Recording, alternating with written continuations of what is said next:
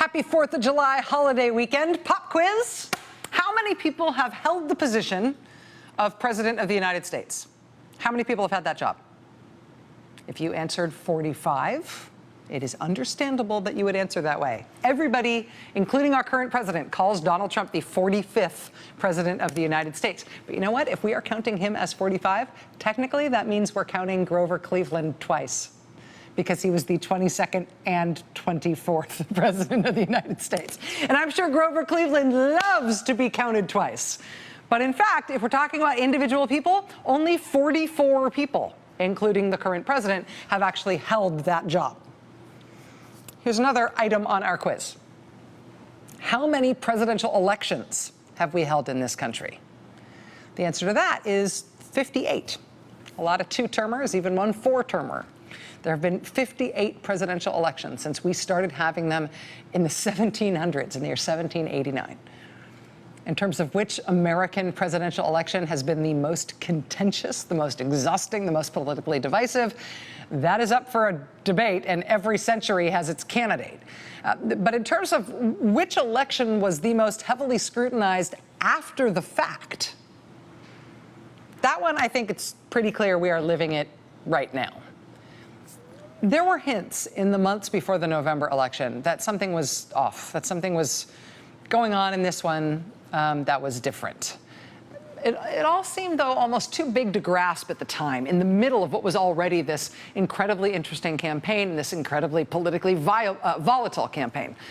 But in the middle of all that, there was also this external foreign dynamic at work.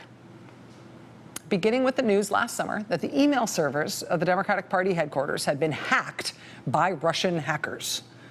Then there was the news that voter registration systems in at least 2 states, or maybe 10 states, or maybe 20 states, had been probed or breached to some level by, again, hackers. By October, the month before the election, the United States intelligence agencies come out and said that while they couldn't agree on whether it was definitely the Russians behind those voter registration system hacks, they said they were confident that the Russians, the Russian government, had definitely directed the hacking of the DNC and other American political organizations in order to, quote, interfere with the U.S. election process. So the bizarre story, out of all the weird stuff that has ever happened in American elections, this story, our generation's story of the bizarre Russian hacking of our election, that story was at least starting to emerge in the weeks before the election. But at the same time, you know, as usual, as normal, there was this super contentious, fascinating presidential campaign going on. And that was very engrossing at the time. And it was not until after the election that the extent of the Russian involvement in our presidential election really came to light. And that started with a startling report from the Washington Post that came out the evening of Friday, December 9th. A report that kind of blew all other news right out of the water. So we had a whole show planned tonight that had honestly nothing to do with this topic, but then the Washington Post just dropped this astonishing bombshell within the last hour. Now, if you haven't seen this yet, I'm gonna put the headline up on the screen here so you can see it. I'm just gonna quote the lead directly here. The CIA has concluded in a secret assessment that Russia intervened in the 2016 election to help Donald Trump win the presidency, rather than just to undermine confidence in the U.S. electoral system.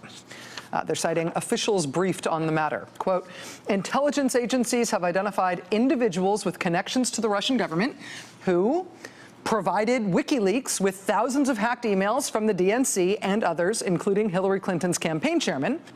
This is stunning stuff, right? I mean, this is just broken within the last hour in the Washington Post. They're reporting that the CIA not only concluded that the Russians intervened in the election, stole information, publicized stolen information to help Donald Trump win the presidency, but the CIA gave its information about Russia to the leadership in the House and the Senate. And the White House wanted to make a big public bipartisan stand against it, and Republicans said no. Mitch McConnell specifically said no. No, don't tell the public. And so we held the election with the leadership in Congress knowing full well what Russia was doing, and we all went to vote while they sat on that. Until now, until the Post published this tonight. That was Friday night, December 9th, 2016. Breaking news from the Washington Post. The first of many Friday nights when I would have to work late. Basically, since then, since December 9th, we have been in kind of a sustained period of very distracting, very engrossing political crisis. This has felt like a sustained political crisis, as since then we have learned more and more and more and more about the extent of Russian involvement in the election and the investigations into the Trump campaign's contacts with Russia, both during and after the campaign. Watch the date stamps on these as these fly by. Just as we were coming on the air, we got news that the former CIA director, James Woolsey, tonight has abruptly quit the Trump transition team with no explanation. Tonight, after saying for weeks that there would be no Senate or House investigation of this matter, the Senate Intelligence Committee finally said, yeah, we'll look into this. All of a sudden, this is starting to feel like the most important political story, certainly in the world, with 1 week to go before we are supposed to swear in Donald Trump as President of the United States. The New York Times has just published a story titled "Intercepted Russian Communications, Part of Inquiry into Trump Associates." This is obviously a very inflammatory, very hot story. These new details coming out the eve of the inauguration is a bombshell. Okay, we have some major breaking news this evening. We have just been notified within the last minutes, while we were in our commercial break there, that the acting attorney general of the United States has just been fired. Okay, we've got some breaking news. A national security story just posted by the Washington Post about National Security Advisor Michael Flynn and his contacts with Russia. So we have some breaking news tonight that goes to the question not just of whether or not the National Security Advisor is about to be fired, but it also goes to how many people in the new administration knew the kind of trouble that National Security Advisor Michael Flynn was in. How many people knew about that and when they knew it? I want to bring you some breaking news that the New York Times just posted. This has just gone up since we've been on the air. I've just been marking it up with my trusty highlighter. We haven't prepared any graphics on this or anything, but let me just tell you what they've just reported, directly relevant to what we need to talk to Congressman Schiff about and what we were just discussing. Trump campaign aides had repeated contacts with Russian intelligence, is the headline. The operative word there being campaign. This is during the campaign. This is during the election. There's also some brand new breaking news right now from the Wall Street Journal. Can we put this article up on the screen, please? Did we make a full screen out of this? Yes, thank you. You see the headline there, "Spies Keep Intelligence from President Trump." They're not showing him that stuff because they're not sure, in short, if he can be trusted with it. He's the president. The Washington Post breaking news just this evening that will, frankly, tie your socks in a knot. If you were thinking that maybe the whole Trump-Russia thing was going to be investigated impartially and aggressively by Congress, the two Republican chairmen of the intelligence committees in the House and the Senate, they have both tonight admitted to the Washington Post that they have been calling reporters off the record at the request of the White House to tell reporters that there's nothing to these stories. We interrupt this regularly scheduled broadcast for some breaking news tonight regarding Attorney General Jeff Sessions. We have just learned that Attorney General Jeff Sessions has agreed to amend his testimony. In his testimony at his confirmation hearing in the Senate in January, he now famously failed to disclose meetings he had with a Russian government official when he was asked about Trump campaign meetings with Russian government officials. Jeff Sessions told the Senate he didn't meet with any Russians, but he did. He now says he will go back and change his testimony. We are following the breaking news tonight that the fired National Security Advisor, retired Lieutenant General Michael Flynn, was fired from the Trump administration after only 24 days on the job. Tonight, he is asking for immunity from prosecution in exchange for his testimony in the Trump-Russia scandal. We have to start tonight with a little bit of breaking news, which has just been published by the Washington Post. Washington Post reports that a FISA warrant was issued last summer to monitor Carter Page's communications while he was an advisor to the Trump campaign. I'm never going to get another Friday night off in my life. I'm telling you, Friday nights are very news-heavy. in the Trump administration. According to tonight's front page scoop in the Washington Post, Mike Flynn was warned explicitly that his conversations with Russian officials were, quote, undoubtedly being monitored by the FBI and by the NSA. There are interesting questions about what's happening with the Department of Justice and Paul Manafort, right? Is Jeff Sessions involved in any work at the Department of Justice concerning Paul Manafort, or is he recused? We can report tonight that the Justice Department will not say. We started asking yesterday. We asked throughout the day today. We have asked it 5 times in 5 different ways, including me making the request myself personally multiple times in as many different ways as I could think of it. They will not say whether or not he's recused. He is recused on Flynn, they say. He is recused on things related to the Trump campaign broadly. They won't say about Manafort. So we have some news to break tonight. Another subpoena has been issued as part of the ongoing investigations into President Trump's associates.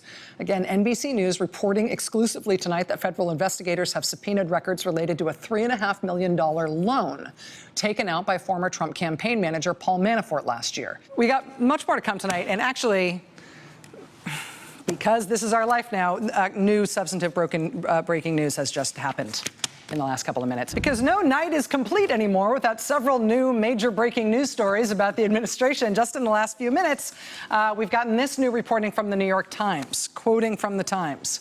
Michael Flynn told President Trump's transition team weeks before the inauguration that he was under federal investigation for secretly working as a paid lobbyist for Turkey during the campaign. It's happened again. All set to do a very specific show today. A block, B block, C block, all planned out, people booked, ready to go, scripts in. We know our reporting, we're ready. And all planned out. New breaking news. Throw everything out the window. This is the new schedule. This is how we work now. You wait long enough into the evening without getting too drunk to pay attention to the news, and you'll find that something breaks and changes your plans. Monday evening, it was President Trump passing on classified intelligence to the Russians in the Oval Office. Tuesday night, it was the existence of a memo from fired FBI Director James Comey describing a conversation in which he says the president asked him to back off the FBI investigation of former National Security Advisor Mike Flynn. Last night, it was the appointment of a special counsel to take over the Trump-Russia investigation. Now it's the 4th day of the week, and so now we got a new one. Tonight's scoop comes courtesy of Michael Schmidt at the New York Times. This story that he's just broken tonight, that's on the front page of the New York Times website, is that in addition to the alleged direct pressure by the president on Director Comey to kibosh the Mike Flynn Trump-Russia investigation, apparently the president, or reportedly the president, called the FBI director and pressured him to put out public word about Trump not personally being under investigation. NBC News reports tonight that Jared Kushner is now under scrutiny in the FBI's Trump-Russia probe. This is according to multiple U.S. officials. Those officials telling NBC News tonight that Jared Kushner is a person of interest. Welcome back to another Friday night of what seems like extraordinary news from the Trump-Russia inquiry, beginning with Reuters reporting that Special Counsel Robert Mueller is taking over the grand jury inquiry into Michael Flynn and the lobbying Flynn did for Turkey without registering as the agent of a foreign government, which is required under law. The AP then, with that report that Mueller could expand the probe to include Attorney General Jeff Sessions and Deputy Attorney General Rod Rosenstein for their roles in the firing of the FBI director. If Mueller wants to go in that direction, the Deputy AG, as we were just discussing, says Mueller has room to run. The AP reporting Mueller also taking over the criminal probe involving the former Trump campaign manager, Paul Manafort. I mean, talk about dot connecting. This is I feel like this is one of those moments where we've been kind of bushwhacking through the forest for a long time, and all of a sudden we just came out onto a clearing, and we can see where we are. It's really sort of a landmark moment in terms of understanding this investigation, I think. Great to be back. And because we have to begin tonight, naturally, the universe has welcomed me back with late-breaking Trump-Russia news that has just broken in the Washington Post within the last hour. According to tonight's Washington Post, yet another senior serving national security official in the U.S. government has reportedly now told associates that the president directed him, the president told him to intervene with the FBI to try to stop the Trump-Russia investigation. The new reporting tonight from the Washington Post, again, just out in the last hour, concerns not James Comey, but the nation's top intelligence official, the director of national intelligence, appointed by President Trump, former Senator Dan Coats. Tonight, we have this brand new reporting from the New York Times about CIA Director Mike Pompeo and Trump National Security Advisor Mike Flynn. It concerns the question of what happened in the 18 days between the time when the acting Attorney General Sally Yates warned the White House that Mike Flynn was vulnerable to Russian blackmail. What happened in the 18 days between when Yates gave that warning and when the White House finally fired him? This is your life, America. This is what your life has been like since December. Do you wonder why you've been a little stressed out over the past few months? Have you been following this news? It has been a long but gratifying 7 months for journalism, particularly the nonstop, feels like nonstop breaking news from our excellent national treasure, world-class American newspapers like the Washington Post and like the New York Times. We have, as a country, we have covered a lot of ground over the last 7 months or so here on this show, covering these breaking news updates every night as these stories have just broken night after night after night. Over the rest of this hour tonight, we're going to be not just looking at where we've been and what we've learned over this remarkable 7-month period in American history. We're also going to be zeroing in on the major things to look out for as the investigations into this current administration continue. So, happy Independence Day. Stay with us tonight. This is going to be fun.